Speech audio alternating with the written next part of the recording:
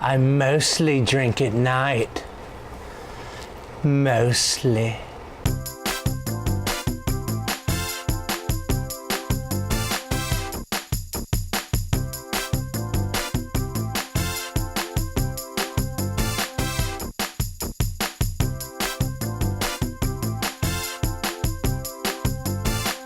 Hey everybody, welcome back to Drinks and a Movie. Chris Hamker back with you. Today we'll be talking about Alien Covenant, the new Ridley Scott film. But let's first start with the drink. The drink we're going to make is a shot called the Alien Egg Shot.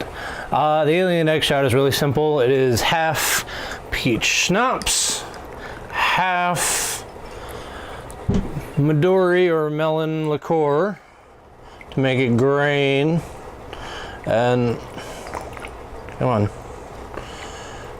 Green, Jesus. And then you top it off with a little bit of Bailey's.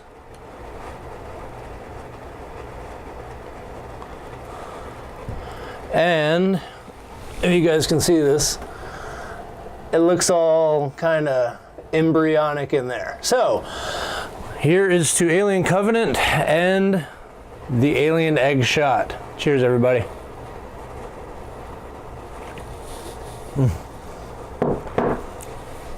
Pretty good. So Alien Covenant is once again directed by Ridley Scott, coming back from his roots from 1979, where he directed the first Alien movie, and it's written by John Logan and Dante Harper, and it stars Michael Fassbender, Catherine Waterston, Billy Crudup, and Danny McBride. So what is this movie? Is this movie a sequel to Prometheus? Is this movie a prequel to the Alien movies that we know and love, like Aliens from 1979, or Alien from 1979, and Aliens? It's a little bit of both and kind of neither of both, which doesn't really make much sense, but I'll try to explain. Now, Prometheus is kind of a divisive film. There are some people that will defend it, and I think Prometheus is some good, half good ideas, not necessarily good execution, but half good ideas, and the other half are just you watching a bunch of seasoned, supposedly really smart scientists doing some extraordinarily dumb shit. And half the time the dumb shit doesn't even pertain to the main plot of the story. But enough about Prometheus. This is not a Prometheus review, but Prometheus did give us this. I mean, Charlize, take a hard right. Or a hard left, for that matter. I mean, good lord. Just... So Alien Covenant is about a new colony ship headed to a distant planet to recolonize and hopefully continue on the human race. I guess they, fled Earth after we destroyed it by our diesel cars and coal. But yeah, anyway, they intercept some sort of signal or distress call. It really calls back to a lot of some things we've seen before in in the old Alien movies, from Alien in 1979 to a few other things. So it's really borrowing a lot from there, and that's one of the problems with the story. It's not very creative, and I'll get into that a little later. But it's about this crew, and they go investigate this signal or distress call or whatever it is on this strange planet, and hilarity ensues. So I always try to start with as many positives as I can think of for movies, because I don't want to go right into the negatives, because this one, there's a lot of negatives. It's a beautiful movie. It is gorgeous. The effects are amazing. The cinematography is wonderful. Ridley Scott really knows how to use a budget to his full advantage, and he's incredible at world building and in creating these interesting environments and really building these things. There's a lot of in-camera practical stuff that he does that is really impressive, that I like a lot. I mean, you don't see that done as much as Ridley Scott does it, and he does it wonderfully and uses all of those tools to his full advantage. Also, the acting's very good. Michael Fassbender really carries this movie. He's very good. He plays dual roles. He plays David from Prometheus, and he also plays Walter, a kind of upgraded synthetic version of David. Both very different, and both played very well off each other, although sometimes they did a few, like, look at how good the special effects are little exchanges between David and Walter that I felt were a little eye-rolling to me. It's like doing a 3D movie and you throw something at the camera so you dodge it, and then they do something like this with just the whole split screen thing. I guess they don't really have to do anymore because of computers, but it was just a little dumb.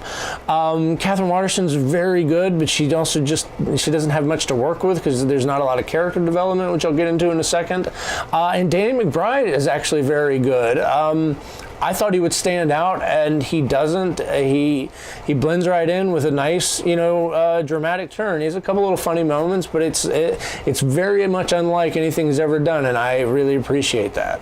All right, now let's get into some negatives. This movie is boring. I'm not saying it put me to sleep, but it was damn close.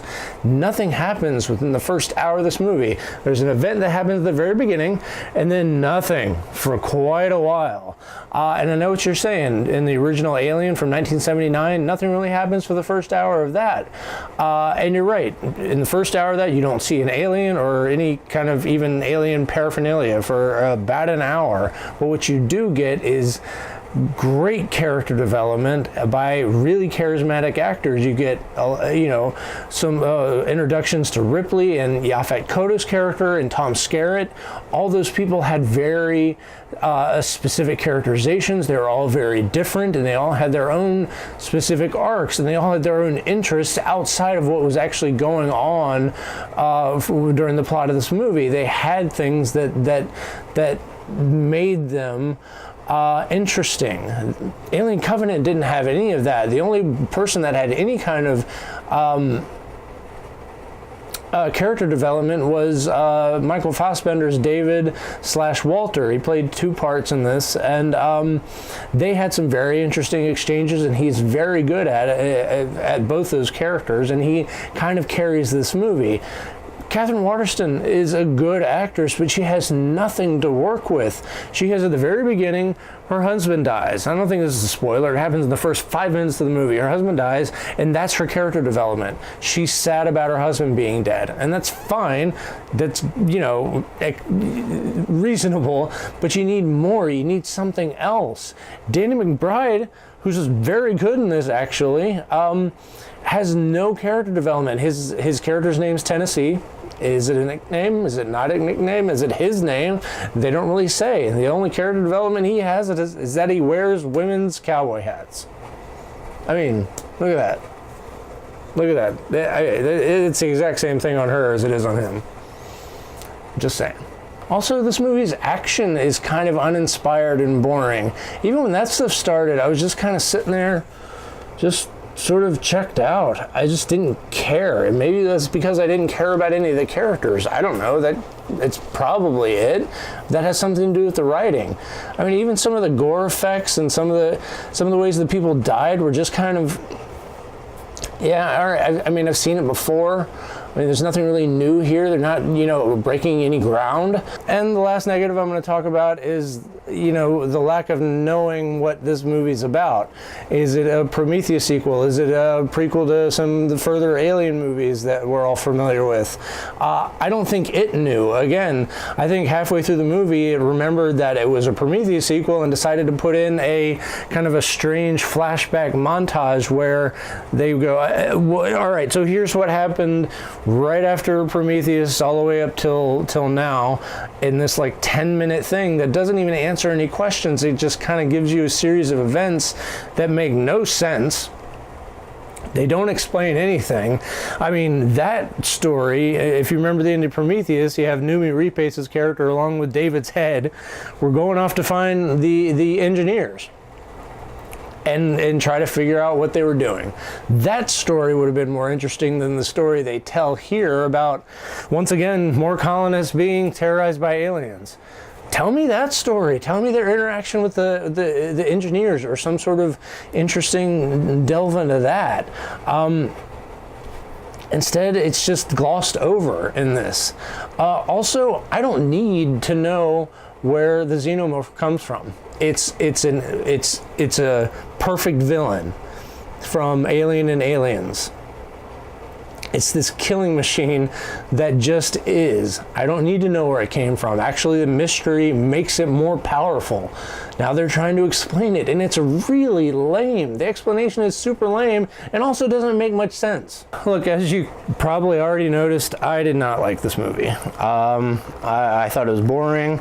I thought it didn't make any sense. I thought the characters just didn't have any development other than acting stupid.